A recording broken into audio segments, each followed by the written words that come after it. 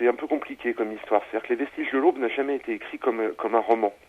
Les Vestiges de l'Aube, c'était écrit comme un feuilleton que j'envoyais par mail à un ami, puis après à plusieurs amis, qui a été écrit sur 5 ans, et donc qui a été lu, que j'ai fait lire moi en juin 2009 à deux connaissances à Rennes qui sont devenus des amis.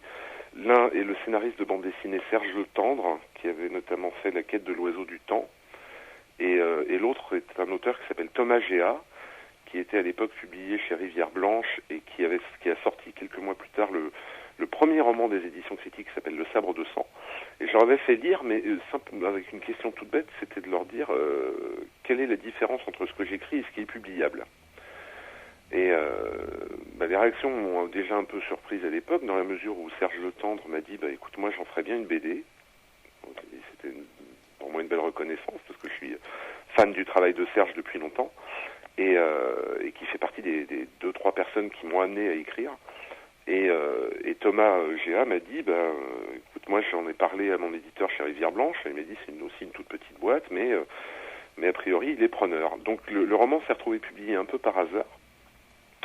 Il s'est retrouvé publié donc en mars 2010, et en fait Philippe Ward, qui est le directeur de collection de Rivière Blanche, qui est lui aussi auteur, m'a dit écoute, on est une toute petite boîte, c'est de l'impression à la demande, donc c'est pas non plus diffusé, distribué, il faut le commander par internet, il doit y avoir une dizaine de librairies en France qui vendent leurs livres.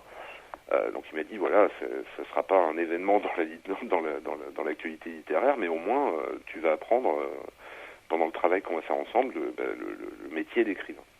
Donc il m'a appris ça, et en fait c'est en bénéficiant de ça que j'ai écrit le projet Bleiberg, qui lui est mon premier roman voulu et écrit comme tel. Et suite au succès du projet Bleiberg, j'ai été contacté par pas mal d'éditeurs parisiens. La plupart m'ont proposé de quitter les éditions critiques pour faire la suite des aventures d'Ethan chez eux. J'ai évidemment refusé, j'avais commencé avec Critique et il n'était pas question de finir autrement qu'avec eux. Et en fait, un seul m'a proposé de partir sur autre chose, c'est Michel Lasson.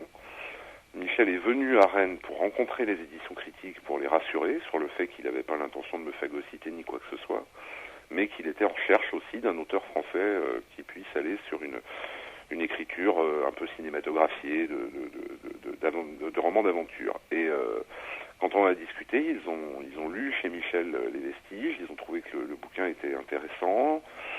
Michel m'a demandé si je voulais ressortir le même livre ou en faire autre chose. Je lui ai dit que avec l'expérience venant, il y avait quand même moyen de faire mieux que la première version, d'aller plus loin. Et puis du coup, il m'a laissé carte blanche et j'ai refait une grande partie du livre en rajoutant des chapitres, des personnages, enfin vraiment en étoffant le tout, mais en gardant le propos initial. Et le livre est sorti chez lui au mois de mai.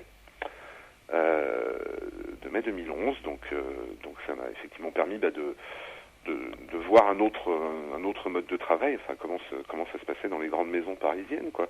Mais en fait, ça a été vraiment lié à la rencontre avec Michel. C'est la relation avec Michel et puis son attitude qui était extrêmement respectueuse vis-à-vis de Critique, qui m'a amené à ce qu'on travaille ensemble.